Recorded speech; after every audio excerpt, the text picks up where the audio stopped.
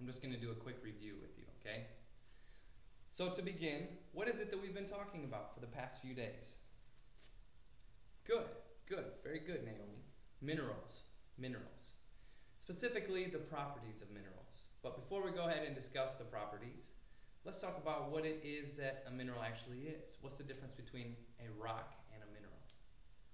So there's 4 things that a mineral must have in order to be considered a mineral. What are those 4 things? Anybody? Okay, good. Number 1, naturally occurring. It must be something found in nature on its own, not made by humans or animals or anything else. Number 2, inorganic. Very good, guys. Inorganic. Jared, stop touching. Okay, look up here. Give me your eyes, Jared. Your eyes. Okay, good. Number 3, a compound or element. I know that's kind of a tough one, but for example, gold is an element, silver is an element, copper is an element, and then if we take something and it has 2 of those elements together, then it's a compound, like SiO2, silicon dioxide, aka, anybody? Sand or quartz, okay, same thing, glass, very good. So we have naturally occurring, inorganic, compound or element, and the last one, the 4th one is, anybody know that one? Good, I think I heard someone whisper that. The last one is a regularly repeating internal structure. Very good. Okay, so those are the 4 things. Now yesterday we took a look at the properties, and we actually wrote some on the board. The day before that we said color, the actual color of the mineral is a good way to identify a mineral. It's not the best way, it changes, but it's not bad. 2 is streak. Streak is when we take a mineral and we rub it across the streak plate. What is the color that you see? Or maybe there isn't one. Number 3 is the luster, or how the mineral reflects light. 4 is clarity. Can you see through it? Can you only see a little bit through? Can you not see through it at all? Number 5 is the cleavage. The cleavage is a plane that is smooth, flat, and shiny. All 3 of those things. Number 6 is a fracture. So if it doesn't cleave, it doesn't break along a smooth, flat, shiny surface, then it's going to have a fracture to it. It's going to break in an uneven, maybe rough, unorganized fashion. That's fracture. Number 7 is the tenacity. The tenacity is its resistance to breaking. So does it break as something brittle? Or is it malleable, like you can hammer it and change the shape of it? Or the last one, is it flexible? We saw some minerals just yesterday that were flexible. Number 8 was a hardness. That's its resistance to scratching.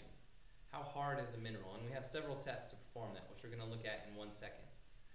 Number 9 and number 10, those are kind of the unknowns. Okay, so if something is magnetic or if it has some special property to it, that's reserved for the last ones.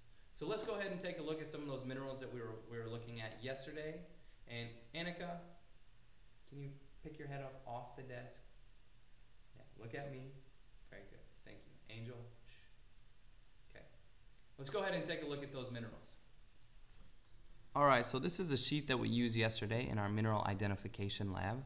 For those of you who weren't here, this is a great tutorial for you to see exactly how we did it. And for those of you who were here, it's good for us to go back through and kind of review exactly what we did. Now we'll take a look at one of these minerals, this first one. It says number 10 on it, but in the box for your lab, it's labeled number 1. So we know that this is sample number 1. Now to begin with, we want to find the streak, or the color of the mineral in its powder form, and we use the streak plate. Now if I take this mineral and I push it firmly against it, right here I can see a white streak that results. Now I'll even run my finger across it and show it to you. So I would put up here for streak the color of the powder that's left, which is white. Now what is the color of the mineral when I look at it? You may say green, or kind of greenish, grayish, a little yellowish. I would say that this is very green. So the color on here I would label green. Now the hardness. Looking at the bottom, this is our Mohs hardness scale. We have the hardness 1 being the softest, all the way up to 10, which is the hardest, a diamond. Obviously, we're not going to have a diamond in this class. We're not going to be doing any tests with the diamond because they're very expensive, and you would all try to run off with them. But we are going to have potentially any of these other ones, but we can use these also as a reference for what the hardness of our mineral is, to identify the mineral. On the right side, we have a list of objects that will be provided for each lab kit, and we can use these to test the hardness. So to begin with, we'll go from the softest, the fingernail. Does a fingernail scratch this? The answer is yes, it does. I can see that it scratched the surface. Therefore, if a fingernail is harder than this mineral, then it must be, because the fingernail is at 2.2, it better be a 2 or less. So I don't know if it's a 2 or a 1 for the hardness. I'll just write a 1 to 2. Cleavage and fracture. I know this will stump a few of you. Let me show you another sample real quick to show you a good example of cleavage. This is a very, very good example of cleavage. The surface is flat. It's very shiny, and when I say that it's shiny, I don't mean like this mineral where I see a few specks of shininess in it. I mean this, the whole surface will reflect light simultaneously. So it's smooth, flat, and shiny. Those three things, that means that this is a cleavage plane. Now this side is as well. However, since they're in the same direction, it's considered one cleavage plane. Now this one, we don't see anything that looks like a cleavage plane on it. However, we don't have the best samples in this class either, and so this one actually will have one cleavage plane to it. In class, I'll be walking around, I'll be helping everyone just to make sure that you have some grasp on that, to make sure that you're not going in the complete wrong direction with the mineral identification. Now the luster. All you have to ask yourself is, does it look like a metal or does it not look like a metal?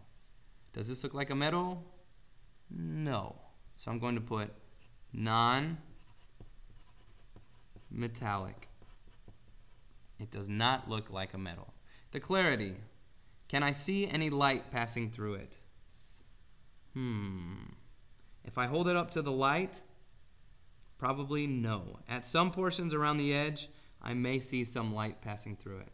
A good example of light passing through, let's go back to this one. You can see lines actually going through the mineral. And a good example of one that has no light whatsoever, opaque, is this one. So for this sample, if you put opaque or maybe slightly translucent, meaning just a little bit of light, I would take either or for that. So I will go ahead and put opaque. Other properties to it. Does it smell funny? Does it do anything to a magnet if I place a magnet next to it? One thing about this is that it has a funny feel to it. When you feel it, some people may call it greasy, but most people would say that it feels kind of like soap. So I would say a soapy feel. That may or may not help us in identifying this mineral. Now I'm going to go to my mineral sheet, and this is going to help me identify what the mineral is. So first off, at the top we see non-metallic minerals. This one is non-metallic, so it may be on this paper. There's going to be 4 sides total, 4 papers, so we got to make sure we're on the correct paper. Hardness 9 to 1. The hardness is 1 to 2, so that fits in there. However, it says fracture over here, and I told you there's no fracture, it's cleavage. And so we're going to go to the next page.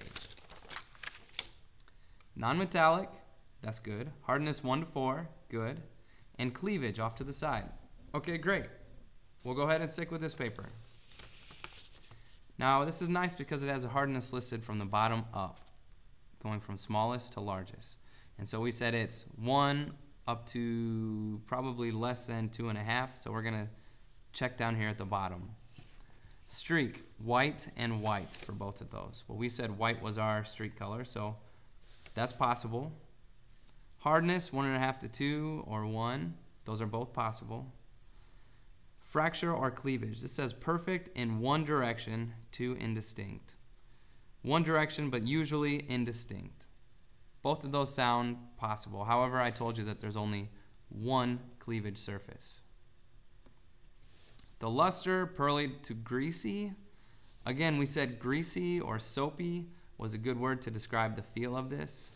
The diaphaneity, that just means clarity. Can you see light passing through it or not? And this has translucent or opaque, whereas this one is only transparent and translucent. Feels greasy, tiny flakes upon rubbing. Talc. That is my mineral. That is number 1. And that is all that we do for the rest of these minerals. If you don't know what the mineral is and I tell you that you're wrong, start back over. Make sure you have all of these properties correct and go back through your list. Also, double check to make sure that at the top of your list, these are correct. If you have something that is looking very metallic, you don't want to be on this page. You want to go to the metallic minerals.